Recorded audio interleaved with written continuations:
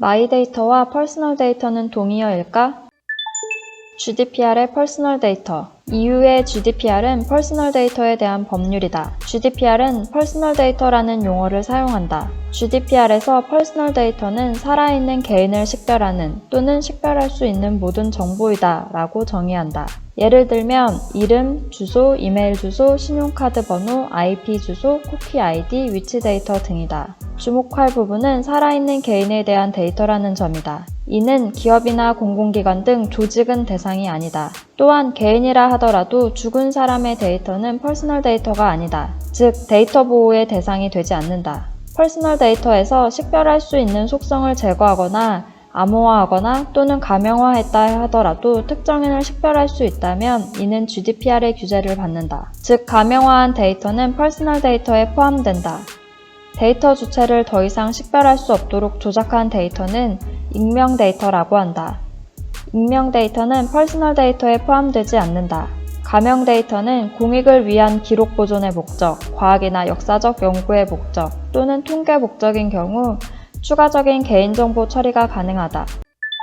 PSD2의 컨슈머 데이터. 오픈 뱅킹을 규정하고 있는 EU의 PSD2는 소비자라는 용어를 사용한다. 소비자가 새로운 서비스를 이용하려고 할 경우에 기존에 거래하고 있는 은행은 이를 방해하지 않아야 한다 라고 규정하고 있다. 모든 은행은 핀테크 또는 다른 은행이 소비자의 계좌 정보를 온라인으로 접근할 수 있어야 한다고 정하고 있다. PSD2는 person이라는 용어 대신에 consumer라는 용어를 사용하고 있다. 컨슈머를 강의로 해석하면 계좌를 개설하고 있는 개인 또는 법인이 될 것이다. 오픈뱅킹 서비스의 대상은 개인으로 한정하는 것이 아니라고 볼 수 있다. 마이데이터 2016의 데이터 서브젝트. 마이데이터 2016 컨퍼런스에서는 개인, 데이터 주체, 계좌 소유자의 용어를 사용하고 있다. 설명에서는 사람, 개인 등의 용어도 사용한다.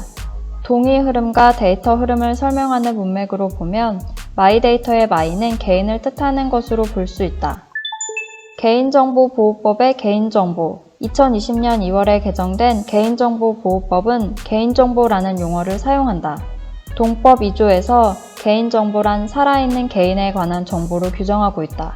개인을 직접 알아볼 수 있는 정보와 결합 등을 통해서 알아볼 수 있는 정보, 그리고 가명 정보도 개인정보의 범주에 포함시키고 있다. 더 이상 개인을 식별할 수 없는 정보를 익명 정보로 정의하고 있고, 익명 정보의 경우 개인정보보호법의 적용을 받지 않는다. 가명 정보는 개인정보 법령에 의해 처리해야 하며 통계 작성, 과학적 연구, 공익적 기록 보존 등의 목적 내에서만 정보 주체의 동의 없이 처리할 수 있다.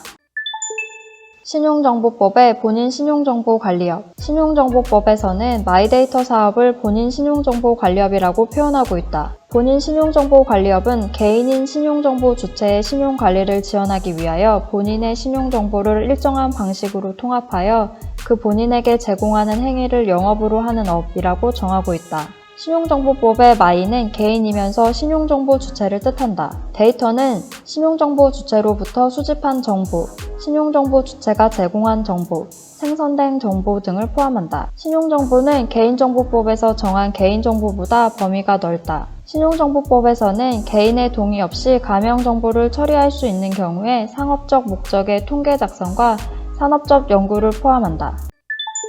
앞으로 문제.